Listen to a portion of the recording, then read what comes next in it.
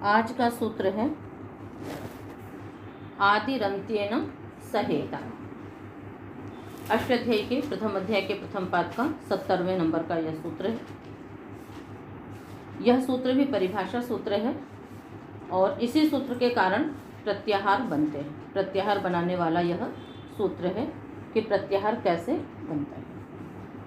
आदिरन्त्येन सहेता, आदि ही प्रथमा का एक वचन, अन्त्येन तृतीया का एक वचन, सह अव्यय पदम, इता तृतीया का एक वचन।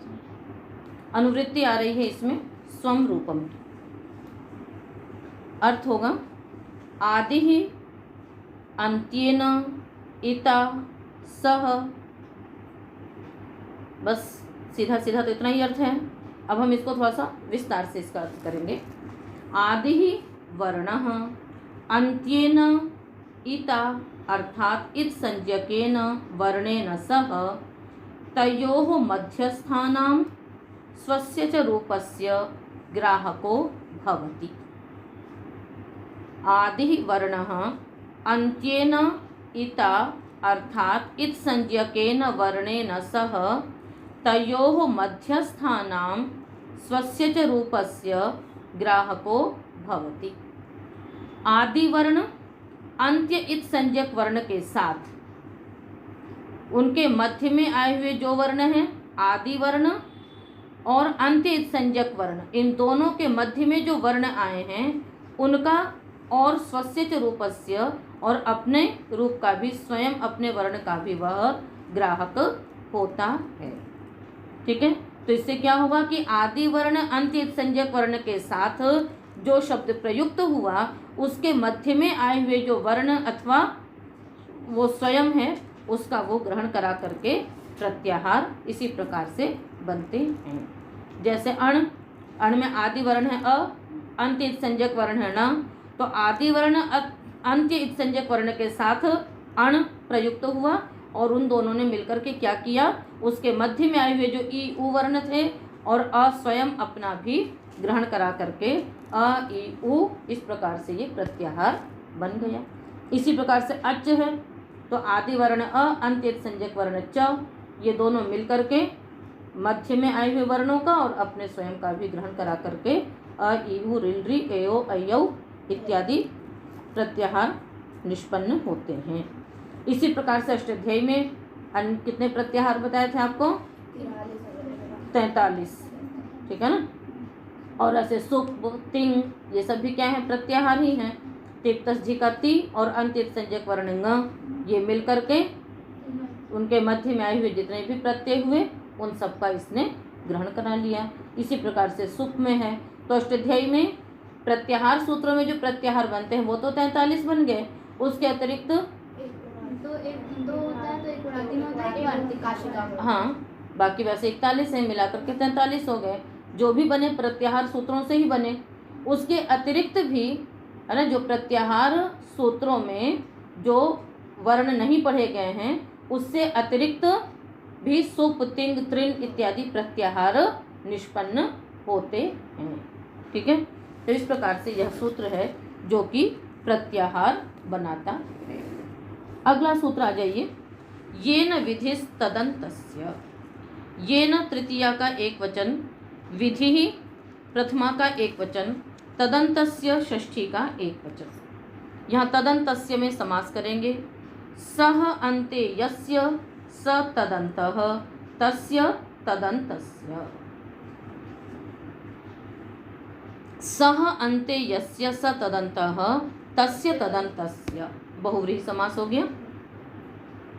सह क्या, वो भी आपको सूत्रार्थ से समझ में आएगा। यहाँ पर भी स्वम रूपम की वृत्ति आएगी। स्वम रूपम शब्दस्य शब्द संज्ञा से लेकर के ये न विधि तदन्तस्य तक के जितने भी सूत्र हैं ये सूत्र परिभाषा सूत्र हैं और सवर्ण ग्राहक सूत्र हैं। ये क्या कराते हैं, कहीं सवर्णियों का ग्रहण होता है, कहीं स्वरूप का ग्रहण होता है, कहीं मध्यस्थ वर्णों का ग्रहण होता है, कहीं विशेष विशेषण का ग्रहण होता है। तो जितना भी, कहीं तत्काल सवर्णी का ग्रहण होता है। तपरस तत्काल से समझ में आ गया आप लोगों को कि तत्काल सवर्णी, दो बातें थी वहाँ पर भी। तो इस प्रकार से ये सारे सूत्र जो हैं ये क्या हैं, सवर्ण ग्राहक सूत्र कहलाते हैं। मुख्य रूप से सवर्ण ग्राहक सूत्र अनुदित सवर्ण से चाप प्रत्यय प्रसिद्ध है। कोई भी आगे कार्य होगा तो उसमें कहेंगे सवर्ण ग्राहक शास्त्र से या सवर्ण ग्राहक सूत्र से। तो सवर्ण ग्राहक सूत्र कौन सा है? मुख्य रूप से अनुदित सवर्ण से चाप प्रत्यय है ना, क्योंकि स्वम रूपम तो अपने रूप का कराता है। तप्रस तत्काल से तत्काल सवर्णी का ग्राहक होता है, किंतु सबसे अधिक सवर्णियों का ग्रहण कराने वाला सूत्र अनुदित सवर्ण से चाप प्रत्यय है, इसलिए सवर्ण ग्राहक सूत्र के रूप में वो प्रसिद्ध है। ठीक है, तो ये न विधि तदंतस्य, ये न तृतीया है, तो अर्थ करेंगे सूत्र का, ये न विशेषणेन विधि विधीयते सह तदन्तस्य समुदायस्य स्वस्य च रूपस्य ग्राहको भवति। येन विशेषणेन विधिः विधीयते सः तदन्तस्य समुदायस्य स्वस्य च रूपस्य ग्राहको भवति। क्या अर्थ लिखा आप सबने? येन विशेषणेन विधिः विधीयते सः तदन्तस्य समुदायस्य स्वस्य च रूपस्य ग्राहको भवति। हाँ, तात्पर्य क्या हो गया? ये न विशेषणेन, जिस विशेषण के द्वारा विधि है ना की जावे। ठीक है, जिस विशेषण के द्वारा विधि की जाएगी वह विशेषण अंत में है जिसके, कहा ना कि सह अंते यस्य, सह किम, तो तद विशेषणम, वह विशेषण अंत में है जिसके उस तदंत है ना, तदंत समुदाय का और उसका स्वयं का भी वह ग्राहक होता है। ठीक है, तो अष्टाध्यायी में कई स्थान ऐसे हैं कि जहाँ पर किसी न किसी विशेषण के द्वारा विधान किया जाता है, विशेषण के द्वारा विधियां विधान की गई हैं। ठीक है, जैसे प्रातिपदिक है, धातु है, तो प्रातिपदिक कैसा प्रातिपदिक? विशेष विशेषण आप समझते हैं, ठीक है ना, विशेष विशेषण आप जानती हैं, भेदकम विशेषणम, भेद्यम विशेष्यम। लिख लीजिए, भेदकम विशेषणम, भेद्यम विशेष्यम। भेदकम, भेदकम का अर्थ क्या हो गया? जिसके भेदक मतलब भिन्न, भिन्नता करने वाला। तो यदि कोई एक ऐसी चीज है जो कि सामान्य है और उसमें कोई ऐसा शब्द हमें प्रयोग करना पड़ता है कि जिसके द्वारा वो अन्यों से भिन्न हो जाता है। ठीक है, और एक ऐसी चीज है जिसको हम भिन्न करते हैं, जैसे हमने कहा घोड़ा, घोड़ा एक सामान्य चीज है, तो घोड़ा कहने से सबका ग्रहण होने लगा। अब हमने क्या किया? सभी घोड़े नहीं, अपितु काला घोड़ा या सफेद घोड़ा। तो किस शब्द से आपने सब घोड़ों से उस घोड़े को अलग किया? सफेद के द्वारा। ठीक है, तो सफेद श्वेत शब्द क्या हो गया? विशेषण हो गया, भेदक होने के कारण से। श्वेतः, कह श्वेतः, किसका भेद किया? अश्व का किया, इसलिए जिसका भेद किया गया, ठीक है ना, वो क्या हो गया? भेद्य यानी विशेष्य। और जब हम उन्हीं शब्दों से उसके अर्थ को समझेंगे तो विशेष्यते ये न, है ना, विशिष्यते ये न तद विशेषणम और विशिष्यते यत्तद विशेष्यम। विशिष्यते, जो विशेषित होता है वो है विशेष्य, और जिससे विशेषित होता है वो हो गया विशेषण। ठीक है, जैसे श्वेत कमल, कमल बहुत तरह के हैं, किंतु हमने श्वेत शब्द के द्वारा कमल अलग विशेषित कर दिया, और किसको विशेषित किया? श्वेत को किया। ठीक है, तो ये जो विशेषण और विशेष्य हैं ये क्या होते हैं? तो इन दोनों में, जब आपने प्रारंभ में अनुवाद पढ़ा होगा आपको बताया गया होगा कि विशेषण और विशेष्य में समान विभक्ति और समान वचन होते हैं। ठीक है, और विशेष्य के अनुसार विशेषण का लिंग और वचन होता है।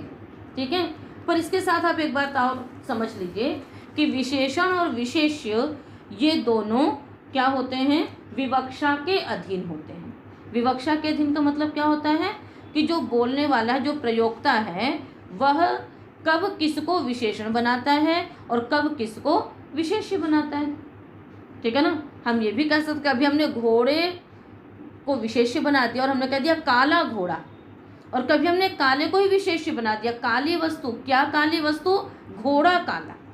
हमको काली तो चाहिए पर घोड़ा चाहिए। बात समझ में आ गई?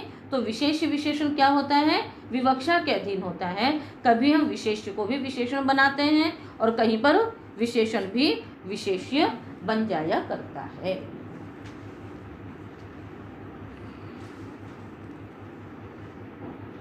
ठीक है। अब यहाँ पर ये न तृतीया है, तो आपने पहले ही किया कि विशिष्यते ये न तद विशेषणम, तो वो करण होगा। तो विशेषण हमेशा क्या होगा? करण होगा, और जो विशेषित होगा वो कौन होगा? कर्ता होगा। ठीक है। इसलिए यहाँ पर विशेषण और विशेष शब्द का प्रयोग नहीं किया। पुनरअपि यहाँ पर क्योंकि ये न में तृतीया है और वो करण में तृतीया है, इससे पता पड़ता है कि ये न से यहाँ पर क्या लिया गया है? विशेषण लिया गया है। ठीक। और जब विशेषण है तो कोई ना कोई विशेष्य होगा ही होगा।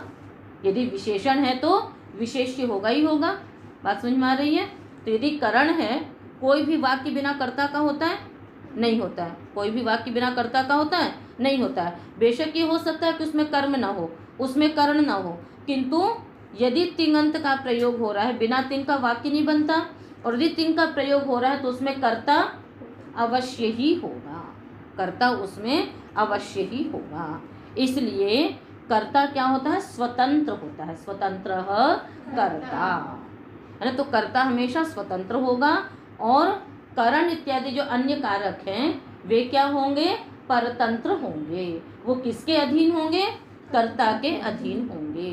यह कर्ता की इच्छा है कि वो हाथ से खाए, या कर्ता की इच्छा कि वो चम्मच से खाए, किंतु खाने क्रिया में वो स्वतंत्र है। तो अन्य जितने भी कारक हैं वो क्या होंगे? कर्ता के अधीन होने से वे परतंत्र होंगे, और कर्ता स्वतंत्र होगा। इसलिए सूत्र भी बना दिया स्वतंत्र कर्ता। ठीक है। और विशेषण हमेशा करण होगा, क्योंकि उसके द्वारा वो विशेषित होता है।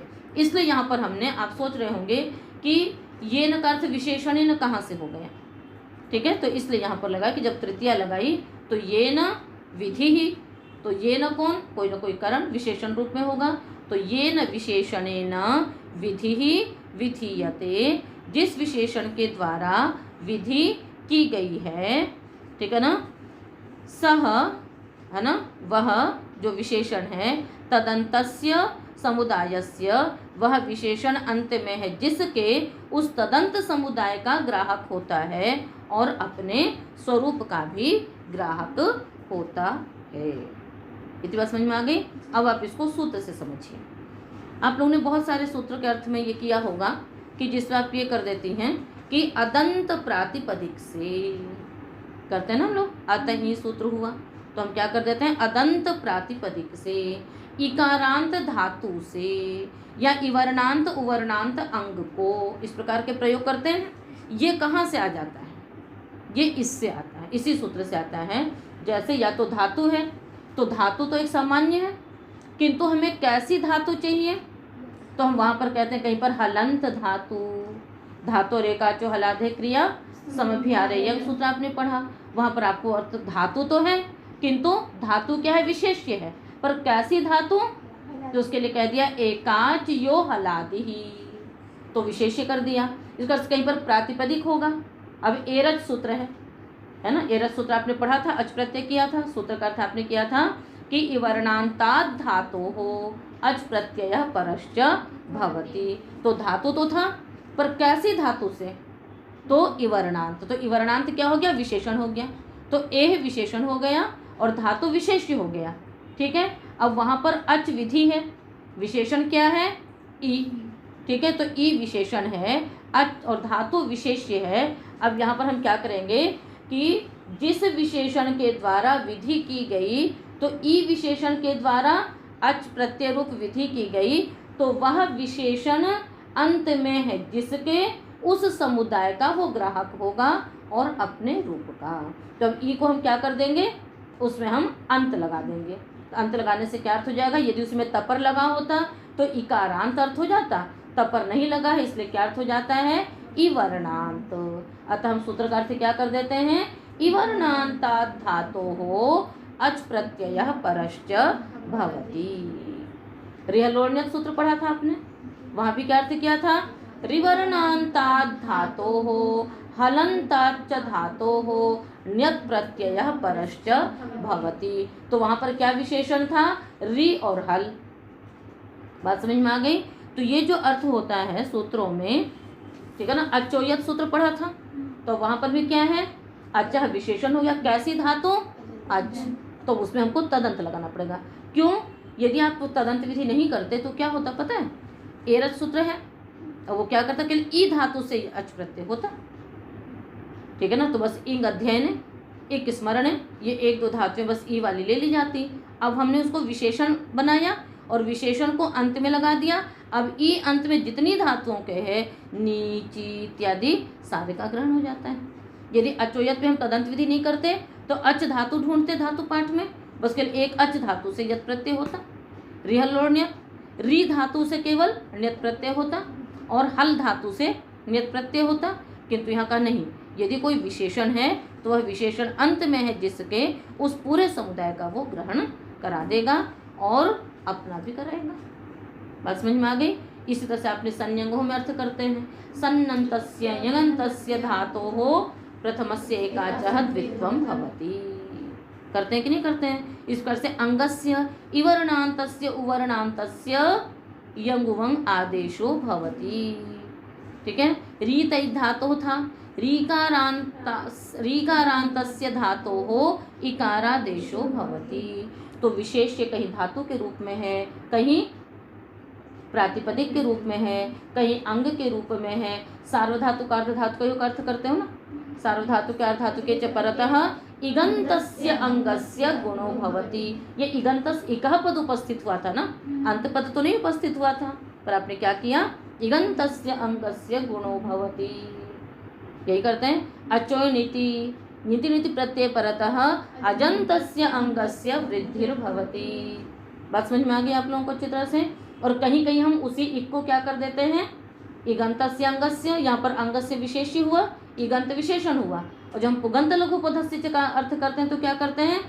लघु लघु पद अंग की लघु उपधा जो इक, उसको गुण करते हैं। वहाँ पर वो इगंत को गुण नहीं करते हैं, अपितु इक को करते हैं, तो वहाँ पर वही विशेषी बन जाता है। तो इस प्रकार से विशेषण और विशेष्य क्या होता है? विवक्षाधीन होते हैं। जब हमने जिसको विशेषण के रूप में कर दिया, बस वही विशेषण क्या हो जाएगा? अंत में होना चाहिए। तो तदंत समुदाय का वह सूत्र ग्राहक होता है। तो बहुत सारे हमने आपको प्रथम ऋतु में तो एक दो ही उदाहरण दिए थे, अचोयत और एरच। तो इस प्रकार का अर्थ तो आपने प्रथम ऋतु के पहले ही दिन पढ़ लिया था वृद्धिरादेश में, किंतु वो अंत आया कहाँ से था ये आपको नहीं मालूम था। तो वही इस सूत्र से होता है। बात समझ में आ गई सबको? अब आप कहीं कहीं अर्थ करते होंगे अजादी, हलादी, वलादी अर्धातु को इटागम होता है। अजादी प्रत्यय परे रहते ऐसा होता है। हलादी अंग को ये कार्य होता है। वो तो उसके लिए सूत्र तो नहीं है, किंतु इसी सूत्र में एक परिभाषा है, उसको विस्तार से आप लोग बाद में पढ़ेंगे। इतना जरूर समझ लीजिए, वो लिख लीजिए, उसको याद करिएगा। यस्मिन् विधिस्तदादावल ग्रहणे, यस्मिन् विधिस्तदादावल ग्रहणे। जब तदंत विधि पढ़ी आपने तो ये भी तो समझ में आना चाहिए कि आदि अर्थ कहाँ से आ जाता है। तो वहाँ का यस्मिन् विधि, जिसके परे रहते अल ग्रहणे, यदि किसी अल का ग्रहण कर दिया गया हो तो उसमें जिसके परे रहते विधि की जाती है उसमें तदादि का ग्रहण हो जाता है। तो जैसे जहाँ जहाँ भी सप्तमी होगी, हली ये भी अल विधि है, अची, वली, तो इन सब में क्या हो जाता है ना, उसमें तदादि विधि हो जाएगी। तो इसलिए हलादी, अजादी, वलादी, पर ये सब सप्तमी में ही होता है, ठीक है ना। इसलिए जहाँ सप्तमी से करेंगे, फिर जब आप आगे पारिभाषिक इत्यादि पढ़ेंगे तब आपको इसका विस्तार से अर्थ बताया जाएगा। अभी आपने इतना समझ लिया कि तदादि विधि जो होती है वो यस्मिन् विधि तदादा वल ग्रहणे इस परिभाषा से होती है, और तदंत विधि इस सूत्र के माध्यम से होती है। तो ये परिभाषा सूत्र थे जिनसे आप सूत्रों का अर्थ तो प्रारंभ से ही करते आ रहे हैं। अच परे रहते, इससे उत्तर, ठीक है ना। अवर्ण, आकार, ये सारे अर्थ आप करते आ रहे थे पहले से, पर ये हुआ कैसे ये आपको आज और कल के पाठ में ज्ञात हो गया। ठीक है। अब आगे पुनः 2-3 सूत्र हैं जो कि संज्ञा सूत्र हैं। वृद्धिर्यस्या चामादिस्तद वृद्धम। वृद्धि प्रथमा का एक वचन, यस्य षष्ठी का एक वचन। बोलिए, पढ़ा हुआ सूत्र आप लोगों का। वृद्धि प्रथमा का एक वचन, यस्य षष्ठी का एक वचन, अचाम षष्ठी का बहुवचन, आदि प्रथमा का एक वचन, तद प्रथमा का एक वचन, वृद्धम प्रथमा का एक वचन। सूत्र का अर्थ भी आप सब कर सकती हैं, करिए। यस्य आदि वृद्धि तद वृद्ध संज्ञकम भवति, है ना। यस्य, है ना। अब यस्य कस्य, समुदायस्य। यस्य सूत्र का अर्थ तो इतना ही होगा सीधा सीधा, यस्य अचाम आदि वृद्धि तद वृद्धम। तो यस्य कस्य, तो कहा यस्य समुदायस्य अचाम मध्ये आदि अच वृद्धि संज्ञको भवति तत्समुदाय रूपम शब्दम किम भवति, वृद्ध संज्ञकम भवति। ठीक है। यस्य समुदायस्य अचाम अमध्ये आदि अच, जिस समुदाय के अचों के मध्य में आदि अच वृद्धि संज्ञको भवति, वृद्धि संज्ञक है, तत्समुदाय रूपम शब्दम, वह समुदाय रूप जो शब्द है, वृद्ध संज्ञकम भवति, वृद्ध संज्ञक होता है। उदाहरण बताएंगे आप सब। शालीयः, मालीयः। तो शाला माला, है ना। तो शाला में 2 अच हैं, आदि अच इसका वृद्धि संज्ञक है, अतः शाला शब्द क्या हो गया, वृद्ध संज्ञक हो गया। और फिर वृद्धाक्षा से छ प्रत्यय करके आदेश करके शालीयः, मालीयः। हाँ, अभी बताते हैं। तो इसकी सिद्धि आप सब वृद्धिरादेश में पढ़ चुके हैं। अतः औपगवी, औपगव शब्द है, पहले उपगो अपत्यम औपगव बनाया, अब औपगव में आदि अच क्या है, वृद्धि संज्ञक है, अतः पूरा औपगव शब्द वृद्ध संज्ञक हो गया। फिर उससे हमें कोई कार्य करना है तो औपगवीयः, कापटवीयः। ऐतिकायन शब्द है, ठीक है ना, तो ये भी वृद्धि संज्ञक है, तो अतः पूरा शब्द वृद्ध संज्ञक हो जाएगा। ठीक है। तो इसकी सिद्धियां आप पढ़ चुके हैं, किसमें, वृद्धिरादेश में पढ़ चुके हैं। आप निकाल करके देखिएगा, शालीयः, मालीयः। ठीक है। वृद्ध संज्ञा करने का मुख्य प्रयोजन वृद्धाक्षा से छ प्रत्यय करना है। उसके अतिरिक्त और भी सूत्र हैं, है ना, उदीचाम वृद्धाद गोत्रा इत्यादि। वो कहीं कहीं ये मुख्य प्रयोजन वृद्ध संज्ञा करने का छ प्रत्यय करना है। अगला सूत्र है त्यदादीनि च। त्यदादीनि प्रथमा का बहुवचन, च अव्ययपदा। त्यद आदिर्येषां तानि इमानि त्यदादीनि, बहुव्रीहि समास होगा। त्यद आदिर्येषां तानि इमानि त्यदादीनि। त्यदादीनि शब्द रूपाणि वृद्ध संज्ञकानि भवन्ति। वृद्धम की वृत्ति आ रही है जो कि 74 तक जाएंगी। त्यदादीनि शब्द रूपाणि, त्यदादिगण पठित जो शब्द हैं उनकी भी वृद्ध संज्ञा होती है। तो उनमें कोई आदि अच वृद्धि संज्ञक नहीं था। त्यद, तद, यद, इदम, अदस, एक, द्वि, युष्मद्, अस्मद् जो भी शब्द हैं उनमें कोई भी शब्द का आदि अच वृद्धि संज्ञक नहीं है, अतः वृद्ध संज्ञा नहीं हो सकती थी। इसने क्या किया कि जो भी त्यदादिगण में पठित शब्द हैं उन सब की वृद्ध संज्ञा कर दी। वृद्ध संज्ञा करने से क्या लाभ होगा, वृद्धाक्षा से छ प्रत्यय होगा। उदाहरण बनेंगे त्यदीयम, तदीयम, एतदीयम। तो त्यस्य इदम इति त्यदीयम, उसका यह, इस अर्थ में तस्येदम, इस अर्थ में छ प्रत्यय कर लिया।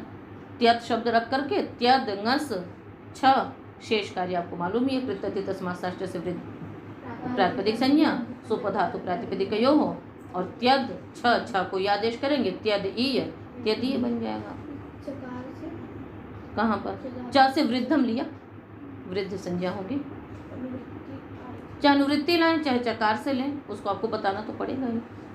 इस प्रकार से तदीयम, तत् शब्द से तदीयम, ठीक है, एतत् शब्द से एतदीयम।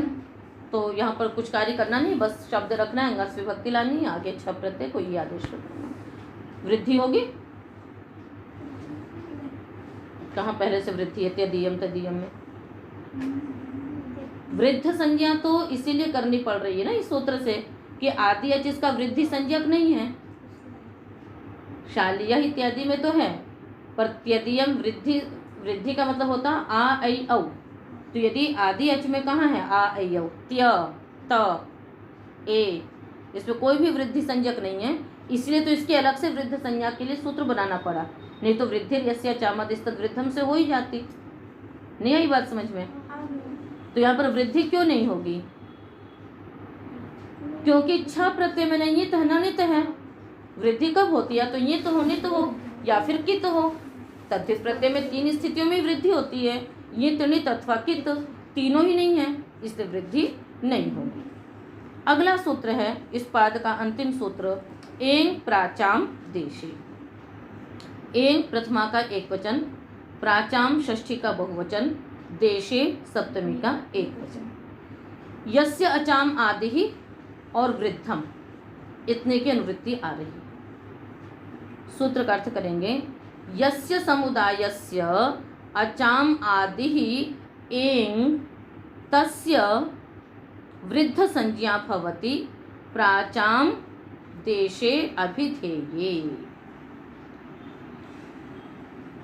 यस्य समुदायस्य अचाम आदि एंग तस्य वृद्ध संज्ञा भवति प्राचाम देशे अभिधेये। कहते जिस समुदाय के अचों का आदि अच क्या हो? एंग। एंग में क्या क्या वर्ण आएगा? ए और ओ।